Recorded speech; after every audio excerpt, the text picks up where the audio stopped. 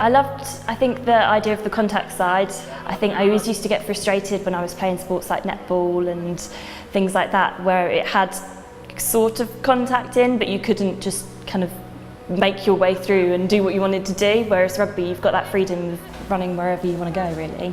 It was completely about the physical element, and it's now okay for a girl to say that, and at the time it wasn't okay to want to push your body to the limits, to be like the last player standing. But that's what's about rugby that drew me to it. I wanted to be that player that could push themselves to the absolute limit, and that's for me why sevens especially drew me to the game, and yes, why I love rugby.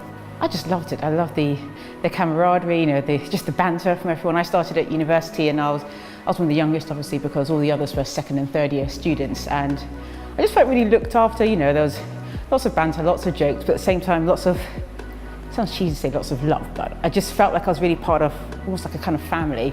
Team element, it was definitely a team element, being able to play with a variety of different people, different characters, different personalities, so the mix of people, the mix of different cultures and characters you get on the pitch is unbelievable, so that really drew me in. And then the fact that we were fearless, and it's a great sport for everything, for making sure every player, whatever size, whatever gender, whatever background you're from, can be involved, because there's a place on the pitch for you, whether that's prop or fullback.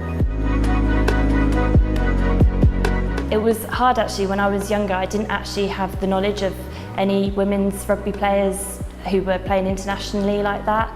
It wasn't until a lot later on, when I'd been playing rugby for 4 or 5 years, that I actually realised there was an England ladies rugby team. I think it was 2012 maybe, World Cup. We went to Twickenham Stoop. I just couldn't believe it that there was an England ladies rugby team, and I remember watching Maggie Alfonsi playing on the pitch, and she then became my kind of idol from there.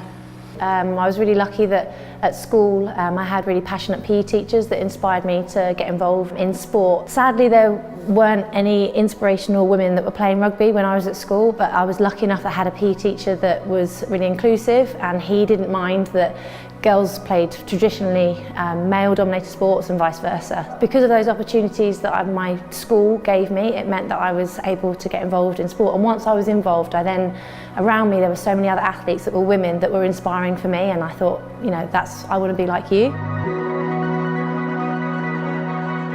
A lot of people might have looked at it and thought, oh, girls play rugby, I didn't know that. And I remember that was said a lot as I was growing up. It was just unknown, so it's really great now that we've kind of fought those barriers, and it's now known that women play contact rugby exactly the same as the men's.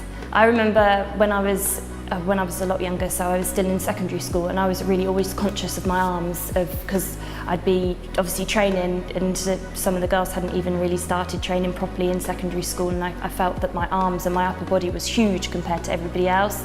But actually I've learned to embrace my strength and be really proud of how strong I am. Yeah, I'm a girl that goes into the weights area and can lift heavier than some of the boys in that weights area. I kind of have a sense of pride when I go into it, and feel like I hope that other women can look on and see, oh, she's doing it, I can do that too. The massive barrier was other people my age. So I was 16 when I started playing rugby, but I had to play with older women that were in their 20s, and so for me that was a huge barrier, just having those communication skills to actually be able to sort of socialise with older women in a team. There were boys my age, but not girls, whereas now, you know, if a young girl turns up to a rugby club, there's other young girls that want to play rugby, that want to be playing a physical sport. I mean, when we got to the age of 11, it suddenly became we couldn't play the boys, and finding a local girls rugby team that actually played proved really difficult.